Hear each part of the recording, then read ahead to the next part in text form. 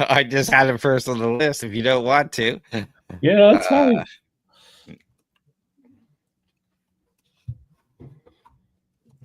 Hey everyone, we're live. I guess I'm just Yeah, I've got check marks. was Doom Unlimited or Ultimate or something. I heard Oh, okay, I heard that one. Yeah, I can't remember what it was. So, but yeah, the Doom Dark Ages is good. Yeah, it's got great reviews. I think it's great to play. So day one release on Xbox Game Pass. Love it. Super fun. If you have Xbox, play it. I like you'll have a great time playing it. They did it right. So we've talked about asphalt, self-healing asphalt, and how it's a new technology coming around that people are looking forward to. But looking back, the Romans were able to do this with concrete and have it built thousands of years. And now we're really trying to unlock the secrets of why they were able to build concrete that lasts thousands of years without decaying, and we can't. What's going on here, John? Yeah. So this is cool. And it just goes to show you that modern advancements don't necessarily mean better. I guess they've cut a lot of corners with concrete. So scientists discovered that Romans used a special recipe and technique to make their concrete last thousands of years. As you see, like you see the Colosseum, you see, like, obviously it's falling apart now, but you see all these old buildings and structures that are thousands of years old that last longer than our friggin' bridges. So they mixed what the Romans did to make sure there, and I don't know why we're not doing this. Maybe, it's too expensive or whatever, but I would say, why not? But they mixed volcanic ash and lime, which was sometimes, and also sometimes used a process called hot mixing with quicklime. So what that did was this created tiny lime chunks in the concrete that can react with water to heal cracks over time. So as a result, the Roman concrete not only stayed strong, but actually got stronger and repaired itself with age, especially in harsh environments like close to seawater and things like that. So unlike modern cement-based concrete, the volcanic ash, the pozzolana,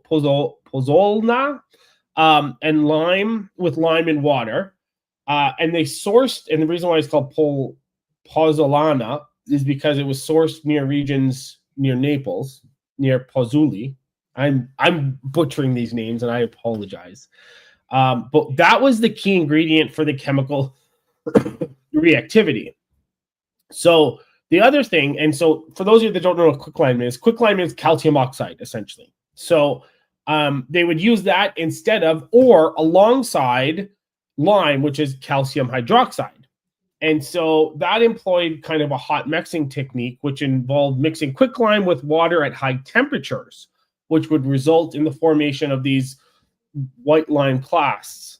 So the mixture of the ash with the lime and the high temperature is what made it strong. Why aren't we doing this now? What are your thoughts on this? Well, this is really interesting. They've went through this where Roman concrete strengthens through time, through your whatever your pozzolanic reactions, or however you pronounced it. One of us will get it right, maybe. Yeah, you guys can have a laugh at that. Yeah. Pozzoluli. Yeah.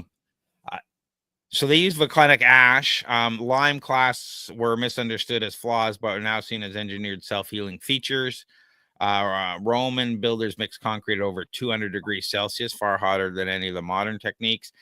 And they hardened, like modern concrete achieves peak strength in weeks, where Roman concrete gains strength over centuries. So the question becomes is, if we did it this way, would it strengthen fast enough for modern building techniques? That's true. So I don't know. Yeah, go ahead. And also too, as we see, like, it seems like anything that we buy or any construction that is happening, they kind of set a timer on it where it kind of expires now, so that they can keep getting paid to fix it. And there's that cycle, and that could be a conspiracy on my end, but the cool thing about this is that even like if we're talking about closer to the seawater in the marine settings, so it becomes stronger because the seawater reacts with the volcanic ash, which forms minerals like tobermorite and philipsite. And so the minerals themselves are difficult to synthesize in modern lab conditions, but they form naturally in Roman concrete over decades and centuries. So, like you said, our need for speed could be the reason why we're not doing this, right? Well, speed, cost. Do we have access to the ash? Yeah. Mixing at 200 degrees Celsius. What's the cost of that? Because we just mix it at normal temperatures right now in the back of a truck or whatever, or a little thing, depending Yeah. on how much we're pouring. So there's some things that would have to change dramatically. Like that cement truck couldn't be the same. Like, No. you know, so if think about the infrastructure around that, that would all have to change. Now, as a small independent person, sure, but as a industry, it would be a huge shift on how you would have to maintain it, move the stuff, mix the stuff, keep it properly. So there's a big thing there. However, current cement production accounts for 8% of the global CO2 emissions. So, by adapting the hot mixing concrete techniques of the Romans, researchers are developing eco friendly alternatives that could potentially lower these emissions while creating longer lasting structures. So, this represents a win win. So, I agree with you. In today's modern culture and society, things are built to break. Yeah. That's just the way it is. We live in an economy where we have to replace stuff every so long or the economy starts to fail, rather than back in the old day you buy something and it lasts forever or your whole life. So now we look at this and say, okay, we have to redo this concrete every X number of years or whatever, and 8% of the global CO2 emissions. What if we change that and said, well, you know, yeah, the Romans lasted thousands of years, but they didn't have cars driving on it 1,000 times a day. And, you know, so there are some differences, but, or thousands of cars. But let's see what that would do to the CO2 emissions. We could have stuff that lasts hundreds of years or longer, maybe even thousands, and not have to replace that. What would that do from a replace it once point of view in a 10 generation lifetime due to that global CO2 emission? And something tells me it would make a big impact. So we should really be looking at something like this. We should. Yeah, instead of trying to integrate carbon nanotubes and all this other new technology, which I love, which I think is great, but sometimes it's better to go back to the basics. If it's possible. And so obviously we're not experts in concrete or chemistry, but volcanoes are still spewing ash all over the world. Quicklime and lime are still easily readily available. So I guess the biggest problem is sourcing that and developing the infrastructure. But I don't see why this isn't why this shouldn't be part of the plan going forward. Well, I guess these lime class were once considered imperfections, and Yes. we wanted to take them out. Now we realize it's a feature, so we should be thinking, "Oh, okay, this is what helps with the strength and durability." So definitely, we should be looking at how we can do that, and you know, the deep sea environments where the that actually heal the stuff faster, the self-healing properties heal much faster in the seawater and stuff, which kind of makes this a great source for those dropping those windmills or nuclear or floating islands wherever in the middle of the water that we've been talking about, like using that real estate, using something like this that supports it, that's not going to erode but actually strengthen. Sounds like a great option. Yeah. So like like they did prove this. So they did they made the formula in the lab, and then what they did was they tested the concrete samples made with quicklime, and they cracked them and exposed them to water, and they healed within 2 weeks. So the ones without quicklime didn't heal at all. And also long-term submersion, like you're talking about in the water, have shown that the Roman style concrete can withstand 2 to 3 times more force after months of exposure, thanks to the growth of the reinforcing minerals. So this is I like this.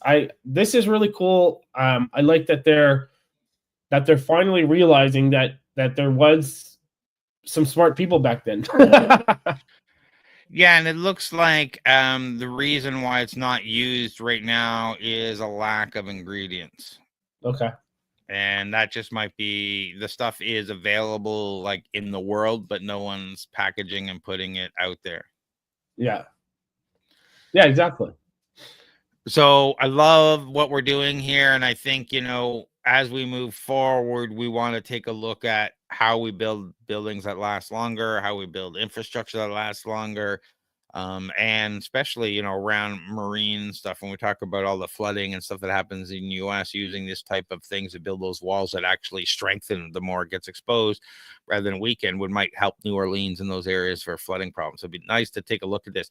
I'd love to see where this is going in the future. 2,000-year-old concrete is superior than what we're building today, and it's very interesting.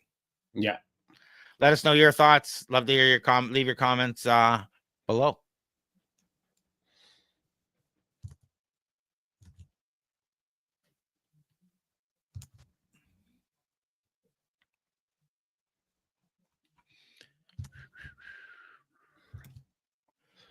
All right. So we've talked a lot about Neuralink and what it's doing in the brain computer interface, but we haven't talked about the Synchron's stent trode brain computer interface, and now its integration into iOS with Apple, enabling users with motor disabilities to control devices through driven neural signals. What's going on here, John? Yeah, this is cool. It looks like Apple is finally getting back into innovation, which is awesome. So they're working with this company called Synchron, and this should allow people to control any of their Apple devices using just their thoughts. So this is using a tiny brain implant called the Stentrode, which you talked about. The cool thing about it is it's placed in a blood vessel near the brain. So it's a minimally invasive. Let me talk through this. So it's a minimally invasive brain computer interface, and it's implanted via the jugular vein into a blood vessel near the brain's motor cortex, which this is cool. I can't believe we didn't cover this before. So for those of you who are like, oh, well, what's the difference between this and Neuralink? Neuralink requires drilling into the skull, while this one is inserted using a procedure similar to placing heart stents, which makes it less risky and more scalable. The thing that blows my mind about this is, I don't know if you know this, Craig. The device itself contains 16 electrodes in this little thing that detect neural activity associated with movement intention, and then they're wirelessly transmitted to an external receiver. But 16 electrodes in a little stent-like device. Is that not crazy? Yeah, I mean, how small it is. It's like in the jugular and detects stuff in the blood flow. It's crazy. Yeah, this is cool. So I like this way better than Neuralink, obviously, because it's minimally invasive. But I guess the goal with this is obviously to help people with severe disabilities like ALS or spinal cord injuries, and they can use the device without needing to move or speak, which is really cool. They're in the testing phase right now. But I'm curious to see where they're going to end up. But this is good. This is good to hear something coming out of Apple as far as innovation goes, right? Yeah, and we'll have to see like this integration, using the blood cell technology. We'll have to see if it's as good as, drilling into the brain. Maybe it's better. Because this says, unlike obviously avoid the skull surgery, but you can, I had it right here. You can neural scrolling, typing, app navigation, and smart home control. Cool. I mean, it sounds very limited off the top of my head. So I'm curious as to see where this goes. And I don't know how that compares to Neuralink, but it's interesting. Yeah. I love where this is going. And the neural control adapts over time, increasing accuracy via user specific signal patterns and learning. I'd really love to see somebody with this and somebody with Neuralink competing head to head in video games and stuff, just to see, just to see it. But they may extend to medical diagnostics and neurological rehabilitation in the future to do different things, because you can deploy and they're always advancing. So I'm not 100% sure if this is what I would call an Apple advancement, but No. the Stentrode is a nice advancement from Synchron, and it looks amazing. Yeah, I don't mean that Apple is innovating. I mean Apple is well, they're integrating innovative technology. Let's put it that way. By the way, I heard they're finally releasing a flip phone or a foldable phone next year. Finally, 10 years later. But so this is cool. Like, obviously, there's some ethical concerns like privacy of neural data, consent, potential misuse. But if there's anyone that has a history of protecting data, it's Apple, right? Yeah, and this seems a little. I don't want to go out and be crazy here, but it seems like the ultimate form of lock-in. Like, you're in our Apple ecosystem no matter what now. Yeah. But this looks like you'll be able to use it without learning new system. The system interprets only intentional motor cortex signals, not thoughts or emotions. The neural interface are likely to complement, not replace, traditional input methods. So BCI enhances the user independence by allowing smart device control without movement. Imagine now with that, say an iPad and Apple Home, you'd be able to control all this stuff in your home. Like you wouldn't be able to turn on your TV, turn on your lights, do heat control, whatever, unlock your front door. Yeah. It's a quality of life improvement that you wouldn't have had otherwise. Absolutely. Does it talk about being able to text though? Like, you should be able to text. Yeah, it did say typing. So Okay. neural scrolling, typing, app navigation, and smart home control. I assume typing, you just move to that texting app and off you go. Yeah. So actually, sorry, I missed that. So in clinical trials, obviously with the FDA granting it, they did demonstrate the ability to send texts and, like you said, control smart home devices. And also they could explore virtual environments using only their thoughts, which is kind of cool. So maybe VR. Yeah, scrolling through content, control smart home accessories through the home app. So Synchron tech is already tested in humans, while Neuralink is still in the early stage of trials. So this looks like it's further along. Since 2019, more than 10 patients have received Stentrode implants as part of the ongoing clinical trials. These individuals, many with conditions like ALS, or the effects of a stroke, have demonstrated the ability to use digital devices for communication and environmental control, tasks previously impossible for them. Yeah.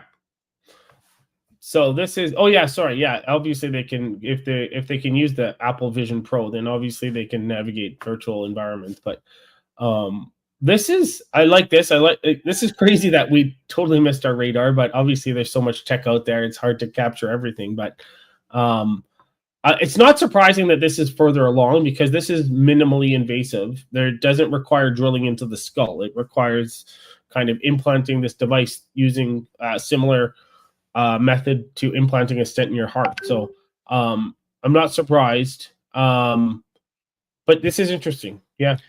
Neuralink's more invasive approach potentially offers higher bandwidth connections, but with greater surgical risk and longer pathway to widespread use. Neuralink is developing a proprietary neural lace technology with custom hardware and software ecosystem not yet integrated with customer devices, while Apple's focused on native operating system integration. So there's some difference in how they deploy and how invasive and stuff is. And you can get the full details in the article here on TorontoStarts.com. But Synchron has received FDA breakthrough device designation, is conducting human trials under regulatory oversight. And recently FDA approved a limited human testing for Neuralink, and we've been on top of that. And you keep saying we missed it, but we said there's other brain computer Yeah. interfaces. The thing is, Neuralink was getting all the noise because Elon Musk is a master of look at me Marketing? getting propaganda marketing, yeah, PR and marketing. So these other people are flying under the radar doing the work, and he gets to stand on the world stage and shout, saying, "Look at me, look at me." Yeah. Yeah. Which is, everyone needs one of those. Don't get me wrong. For sure. If you're a founder, you want somebody who can command presence. So you definitely want someone who can sell. Yeah. So I'm looking forward to this and where it can go. Practical use cases include communication, environmental control, entertainment and information, creative expression, digital art, music creation, writing tools. Now with AI and all the different stuff, imagine, the freedom and the tools things you can do that you couldn't have done just a few years ago. Yeah. And patient impact examples: a 60-year-old with ALS who had lost the ability to speak or move his limbs used the system to send his first text message in years to his family. A stroke survivor with limited mobility regained independence by controlling her home environment and communicating with caregivers through an iPad connection to the BCI. A participant with quadriplegic created digital artwork using only neural signals to select colors, brushes, and canvas areas, tasks that would have been impossible without the brain implant for paralysis. That's crazy. Yeah, so this is, huge leap forward in some technologies that'll be life-changing for people that I'm really excited about. So we'll have to, obviously there's ethical and concerns, but we need to really look at the quality of life and how we're changing people's lives with this technology and continue to move forward. Agreed. Yeah. This is really exciting. I'm curious to see what other technology kind of comes to light, what other kind of BCI technology comes to light, but this one sounds very promising. And it makes sense that it has less bandwidth. It's this tiny little device. So if they can overcome that, then I think that they've got a real chance here. Yeah, the convergence of neuroscience, computer science, and user interface design represented by the Apple Brain computer interface signals a future where technology adapts to human thought rather than humans adapting to technology's limitations. This represents not just a technological breakthrough, but a profound shift in how we conceptualize the relationship between our minds and our digital tools, and how we integrate AI into those things. So let us know what you think in the future of brain-computer interfaces and what that means for technology and the medical industry.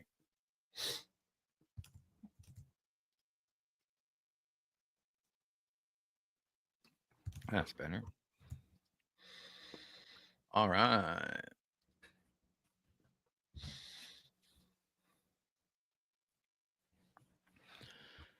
So we've been talking about nuclear reactors and mini nuclear reactors and micronuclear reactors and how different corporations are planning to use them to power AI data centers and deliver all this stuff. And it turns out Canada is the leader G7 country and has finally approved the first mini nuclear reactor in a Western G7 country right here in Ontario. What's going on, John?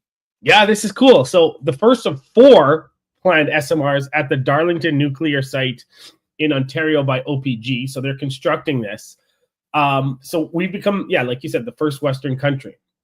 There is some, it's being met with some controversy before I dive in. So people are saying, I guess the reason why I'm bringing this up is because it seems to me like Canada still has not been able to get over the negativity around nuclear and the dangers around nuclear, because there's a lot of people who are pushing for Ontario to abandon this and go and focus more on renewable energy like solar and wind. So, sorry, that was kind of a side note, but there's nothing wrong with you saying that. It's true. That's the problem with nuclear, is that it takes so long to build that in our government cycles are 4 to 8 years, that the next government won't change their mind and cancel a multi-billion-dollar project and everybody lose their money. So it's really high risk. So you just captivated, as the winds change. but the Yeah. winds are changing globally. And Canada has produced the CANDU reactors, one of the safest in the world, has been all, we haven't had any problems. And we've replicated that to other countries. And now we have this, which is amazing. But I agree, there is a lot of negative sentiment out there and fear mongering around this stuff. And we really need a good campaign, informational campaign around how safe it is, how clean it is, what are the ramifications of this stuff and the benefits, because once you start saying that, I think the world will change. This is the answer for clean energy until such a thing as fusion comes along, which still we talk about 2028, I think was the last date we looked at for fusion, but that's a whole other animal. I'm really excited about this. These BWRX 300 reactors, they're talking about the total project cost about $20.9 billion. So a substantial investment that'll create 18,000 jobs here in Ontario. The energy output will be 1,200 milliwatts, sufficient to power 1.2 million homes with clean, reliable electricity. It's amazing.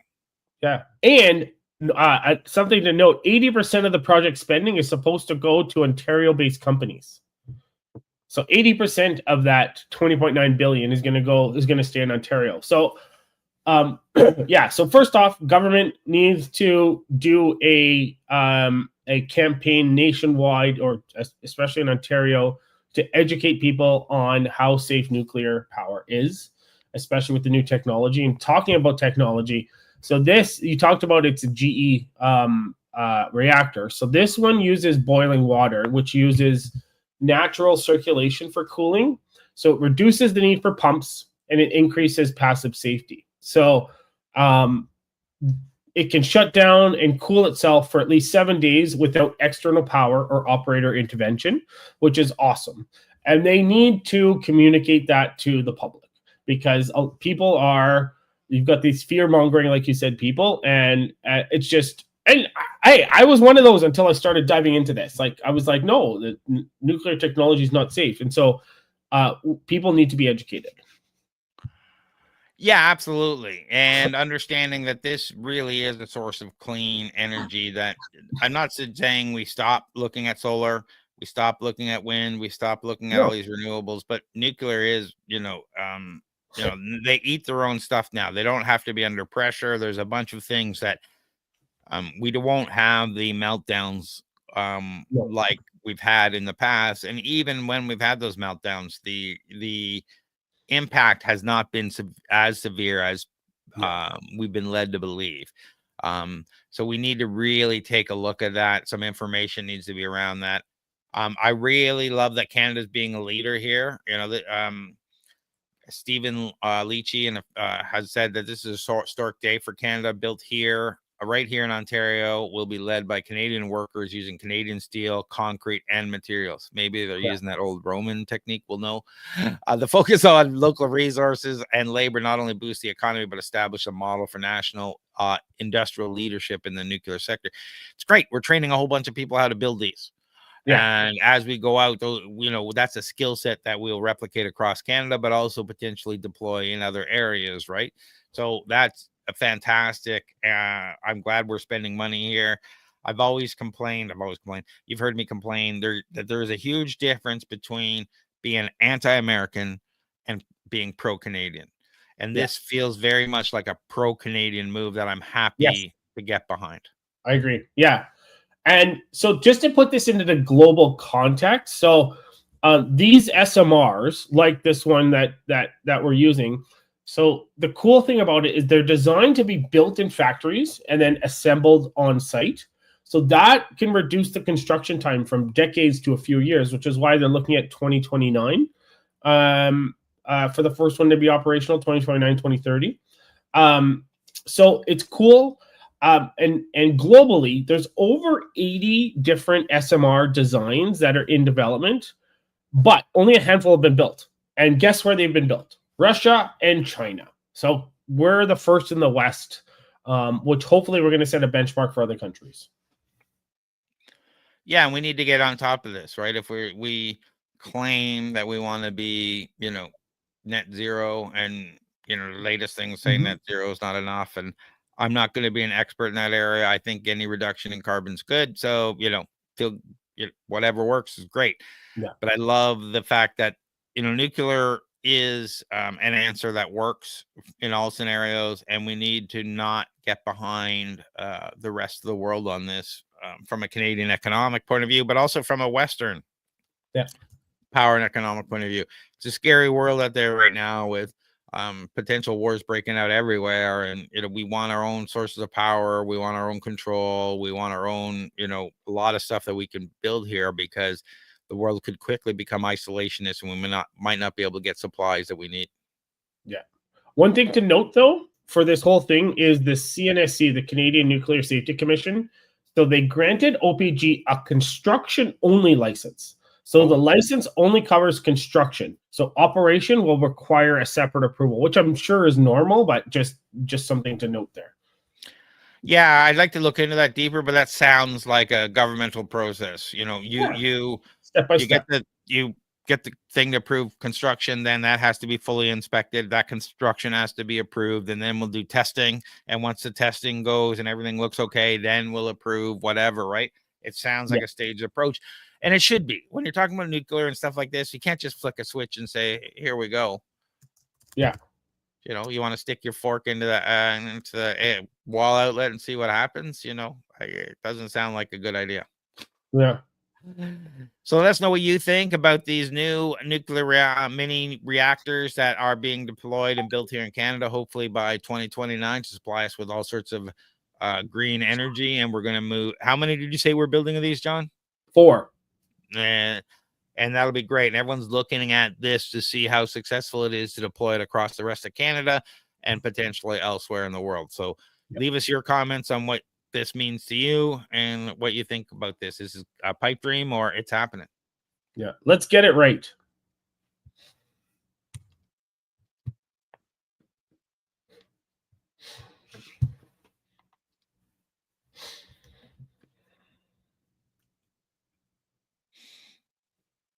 So as the world is in turmoil and we see different things happening all the time around, different countries threatening and posturing and actually attacking each other, and what will happen across the world, we get news that Chinese electronic warfare deceptions about their techniques and how they have ghost navies and are attacking other people's electronic ship to pretend there's things where there aren't things, and vice versa.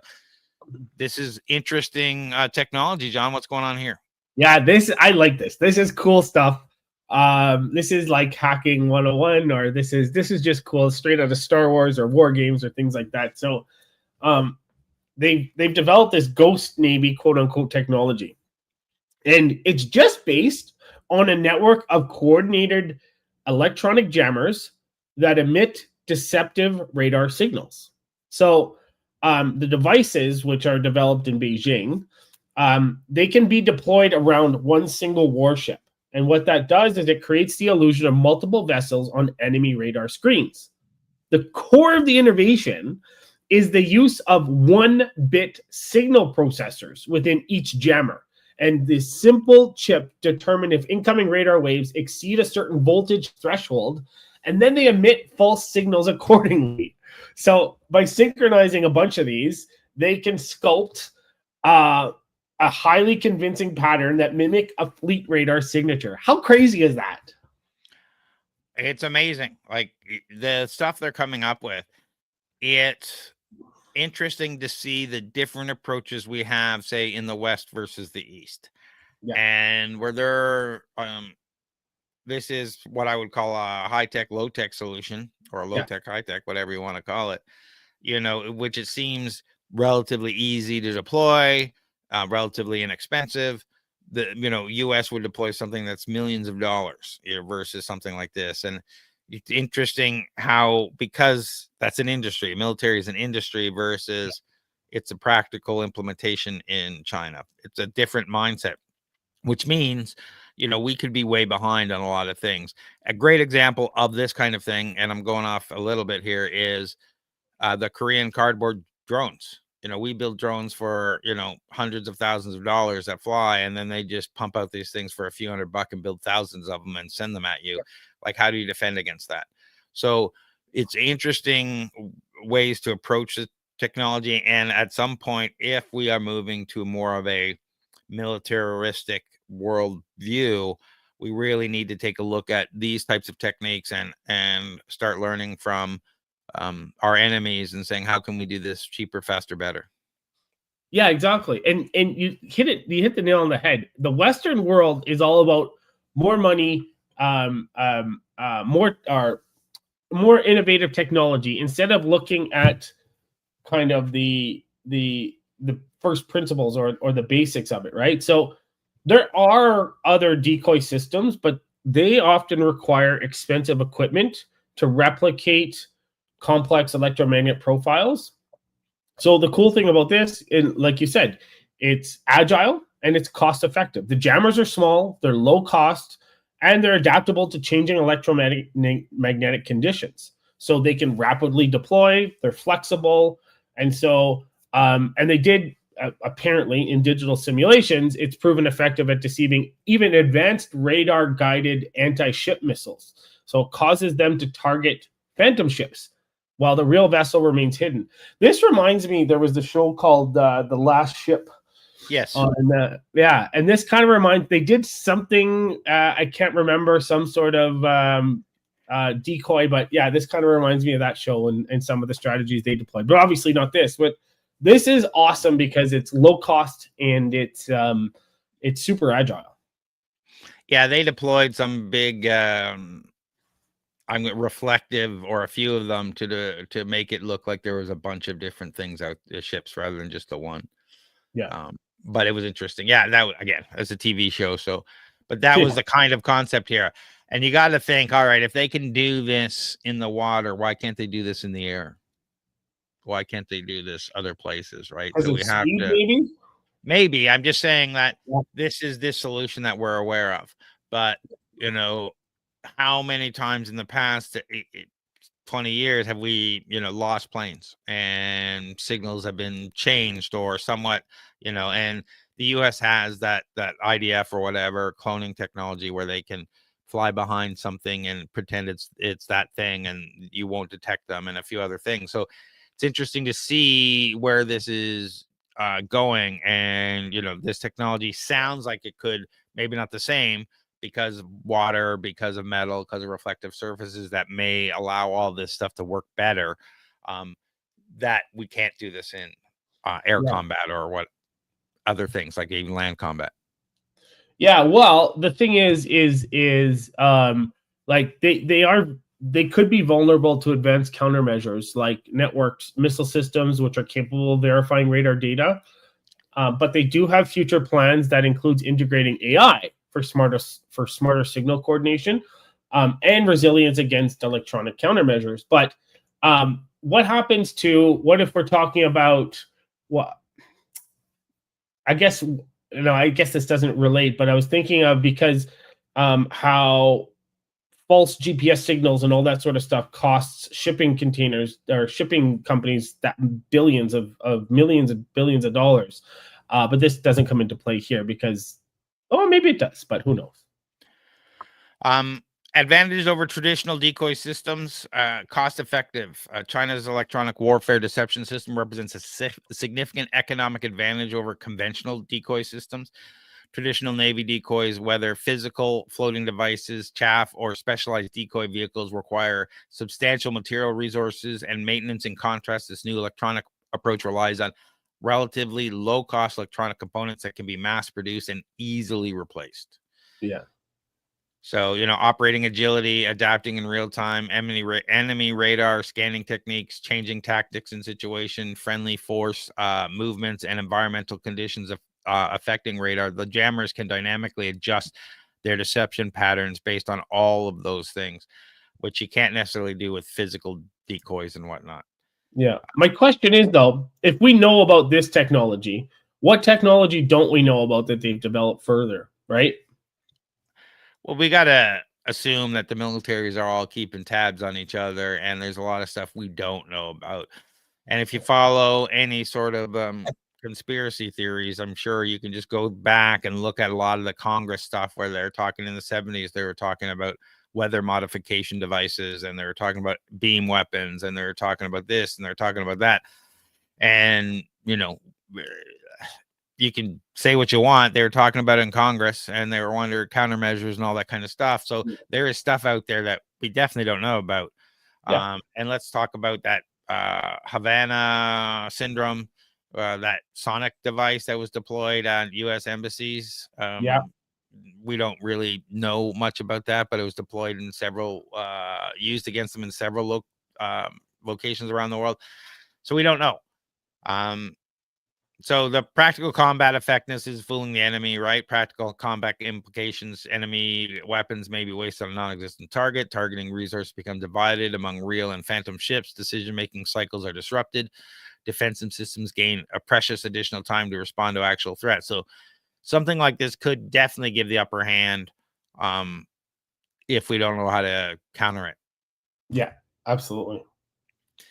So there are countermeasures: analyzing the signal characteristics beyond simple presence or absence, detect timing patterns in coordinated jammers, using multi-band radar to identify frequency-specific anomalies, and employing artificial intelligence to distinguish deceptive patterns from actual vessels. But now we're in a AI war again. Will my AI be able to fool your AI? Yeah, exactly. So this is very interesting. We'd love to hear what your thoughts are on the future of hardware and electronic warfare, and the strategic implications of this on naval warfare and beyond. Let us know what your thoughts are.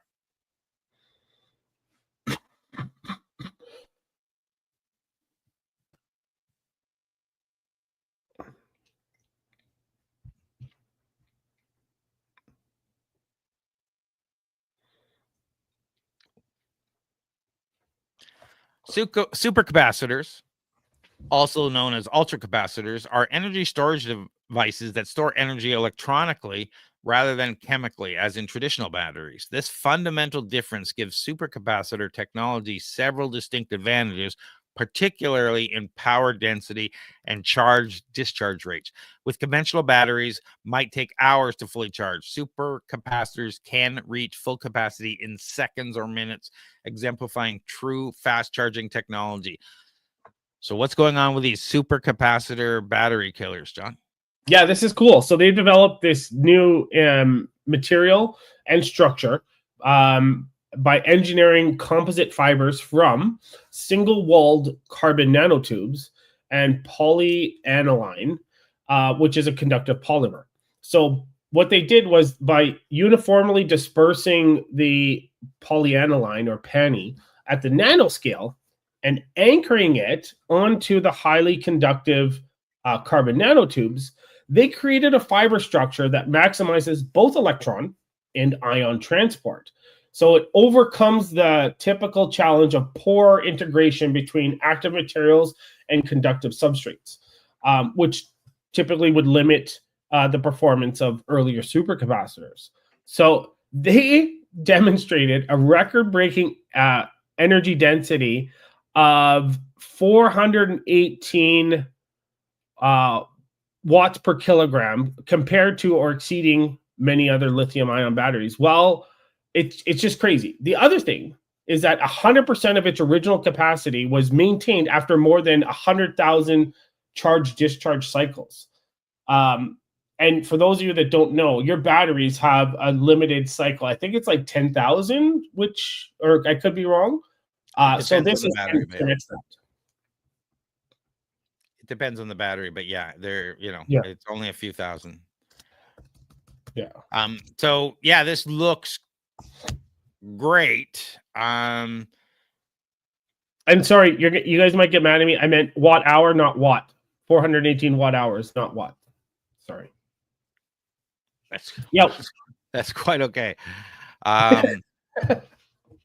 Let me jump forward here from lab to commercialization. So the breakthrough KIST supercapacitor represents not just a scientific achievement, but also commercial viable innovation with clear pathways to market. One of the most significant aspects of this technology is how it addresses cost concerns that have historically limited supercapacitor adoption. So traditional carbon nanotubes, energy-based systems have been prohibitively expensive for mass production. However, this new approach significantly reduces manufacturing costs. By integrating low-cost PANI instead of relying solely on CNTs, the carbon nanotubes. The cost effectiveness makes large-scale production much more feasible, bringing the technology closer to commercial viability. So from manufacturing perspective, the innovation offers significant advantages. Scalable, firm-like structures that are compatible with existing production methods, manufacturing processes that can be integrated with current industrial capabilities, and reduced material costs through strategic use of PANI as a active component. So it fits in, it's cheaper, easier to produce. Why are we not using these? What's happening? Well, yeah. So I don't know if we said this, but these were lab results, right? Yeah. So this is testing in the lab. So they're going to need to work on scaling production, reducing costs, and figuring out how to integrate these devices into real world products. So right now, research is focused on improving efficiency, exploring new electrode materials, and developing hybrid systems. One thing we didn't note is beyond this core device, the Korean researchers, they also developed self-charging supercapacitors by integrating them with silicon solar cells. And so these hybrid systems can directly store solar energy and deliver it on demand, which achieved energy storage efficiencies up to 63%. So they're not only working on this supercapacitor, but they're also working on how do you integrate this into other systems, which is really cool. But again, this is all lab work, lab testing. They need to work on how are they going to scale this. And most of the stuff that we cover here, guys, is lab proven, but but the next step is to figure out how to scale the technology, right? Yeah, and like as an example, advanced EV charging infrastructure could lever this technology to dramatically reduce charging times, addressing one of the major adoption barriers for electric vehicles. And imagine pulling into a charging station and leaving with a fully charged vehicle in the time it takes to buy a coffee. This vision becomes increasingly plausible with supercapacitor technology. As production scales up, the manufacturing techniques improve. We can expect these advanced energy storage solutions to become increasingly accessible across various industries. The convergence of lower cost, improved performance, manufacturing scalability positions this technology for widespread adoption in the coming years. But cost per energy ratio remains higher right now. So long-term value significantly favors supercapacitors. But right now, it's still more cost effective to use batteries, but that's changing. It's funny you bring up EVs because there was another article. I don't know if I put it in there, but CATL, which is out of Shenzhen, it's the super fast charging battery. They achieved 12C peak charging rate, which means you can theoretically be fully charged in just 12 minutes. So they did achieve that. But I don't know what the battery technology is that they're using. But yeah, we can cover that another time. But yeah, I mean, that kind of stuff starts to change the game for these kinds of things. Like, let's face it, the limited range from EVs, they're getting better, but you get the white knuckle syndrome. But at the same time, having to stop for an hour or longer to charge is not cool. So being able to do that at around the same time it takes to fill a tank and whatever, that changes the game. Yeah. And the fact that not only does it change the game, but with 100,000 plus cycles, it changes the game from one of the big problems with EVs is resellability, because that's 70% of the cost is battery. And when those batteries, have been used for 10 years and someone goes to resell it, like, how do you know how good they are? And that market disappears. When you got something like this, we're saying, it's well over 100,000 charges, and that's, we don't see any degradation at that point. And that, because that's just what we've done. That makes that resellability change. Yeah. one thing to note, I don't know if you know this, but do you know that the EV vehicle technology that is coming out of China, their ranges are between 6 to 800 kilometers? I didn't know that. That sounds great. Yeah. We're yeah, and we're so far behind. Like it's no longer are the days of these of cheap from out of China. Like they're these are high end vehicles, great technology. They're gonna last forever. Like the stuff that they're coming, like they developed a car that can jump essentially over obstacles, which is really cool. But yeah, sorry, digress. The other thing that I like, where this will have an impact is as we start to move forward into a world filled with robots, having the robots being able to almost instantly charge themselves and keep going, is a significant step, because that's going to be an issue, right? If you're using them as labor or work, whatever, then you want them to continue to keep running and be able to get back in the game in a couple of minutes if they're low. Yeah, exactly. Yeah, and if it kind of linking that 12C, I think you can get it was like 9 miles within what from a 1 minute charge or something like that. So you integrating all this technology together, yeah, we're close. We're close to it.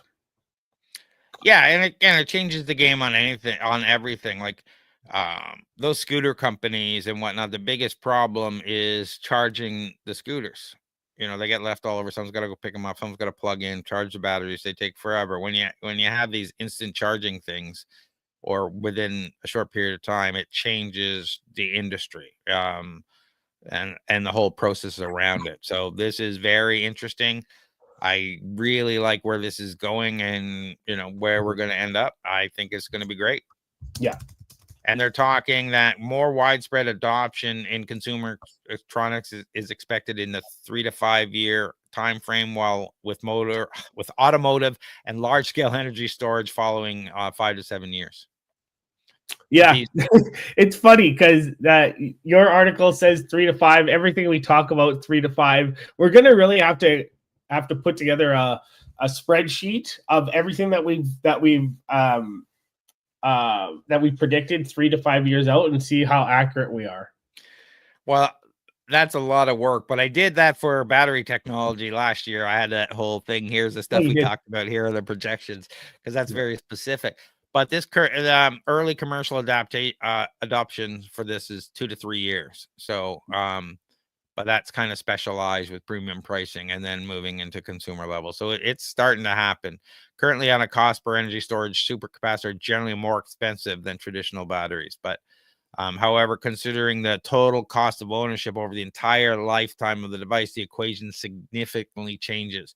The exceptional life cycle of supercapacitors of 100,000 plus cycles over a few thousand with lithium ion means the need to replace far less frequently. Again, what does that do to our environment if we're not using these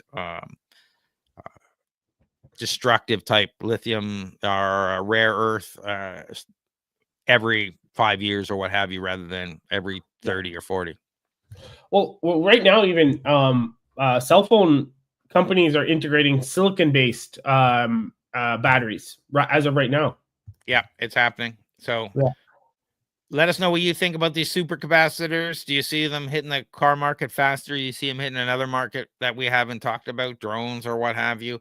Let us know your thoughts in the comments below and what you expect out of this.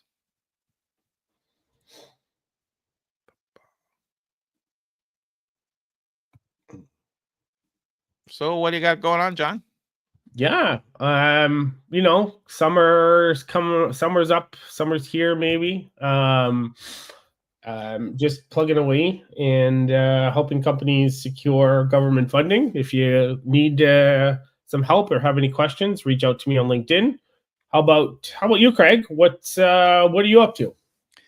Well, there's lots going on. If you head over to torontostarts.com, you'll see our monthly events and our Flowgrammer monthly events over at flowgrammer.ca, but most of them all will be posted at torontostarts.ca, where we do business automation and AI. And in Toronto Starts, we do startup stuff, coaching, talking about startups, templates, resources, all that kind of stuff. So check that out. And if you need coaching, if you're stuck in your business, check out startupcoach.ca and give me a shout. Absolutely. That's it. Thank everyone for listening. Thanks, everyone.